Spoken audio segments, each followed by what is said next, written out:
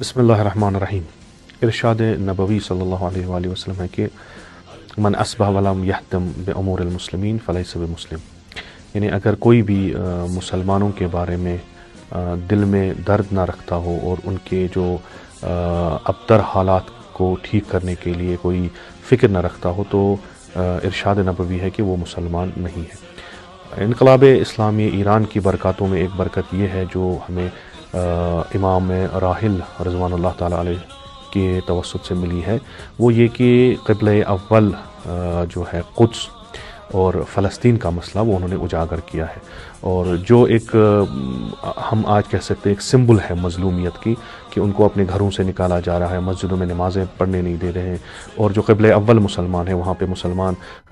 خداوند متعال کی بارگاہ میں سر بسجود ہونے کے لیے جاتے ہیں اور ان پہ بے انتہا ظلم کیا جاتا ہے، مار پیٹ ہوتی ہے، ان کو ان کے گھروں کو مسمار کیا جاتا ہے۔ تو ان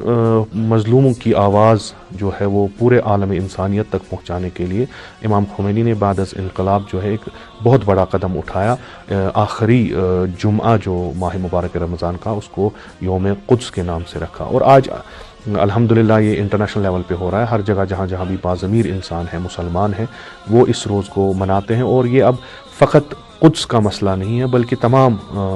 انسانیت میں جہاں جہاں بھی مستضعفین ہیں، مظلومین ہیں، چاہے مسلمان ہو چاہے غیر مسلمان ہو، ان کی حمایت کے لیے جو ہے روزہ دار مسلمان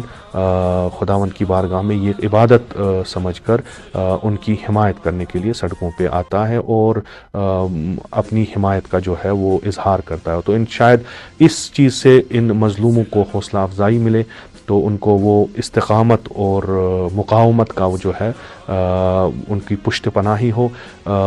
ہر ایک کو اس ارشاد نبوی کے تناظر میں فرض ہے اس یوم قدس پہ اپنی حمایت کا اعلان کرے اور ان مظلوم کی یاری کے لیے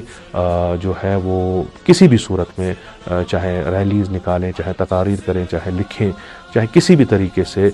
جو ہو ان مظلوموں کی حمایت کرے، اور انشاءاللہ وہ دن دور نہیں جو قرآن کی جو آیت ہے کہ خداوند متعال نے ارادہ کیا ہے، فرماتے ہیں کہ وَنُرِيدُ أَن نَّمُنَّ الَّذِينَ اسْتُضْعِفُوا فِي الْأَرْضِ، جو ہے جو بھی مستضعفین ہیں زمین میں، ہم نے ارادہ کیا ہے وَنُرِيدُ أَن نَّمُنَّ الَّذِينَ اسْتُضْعِفُوا فِي الْأَرْضِ وَنَجْعَلَهُمْ أَئِمَّةً، جو ہے ہم نہ فقط ان کو ظلم سے نکالیں گے بلکہ ہم ان کو اس